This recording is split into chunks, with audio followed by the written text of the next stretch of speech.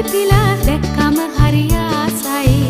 යලි අවුරුදු එවිදින් රටටම සිරියාවයි. එරබදු මල් පිපිලා දැක්කම හරි ආසයි. යලි අවුරුදු එවිදින් රටටම සිරියාවයි.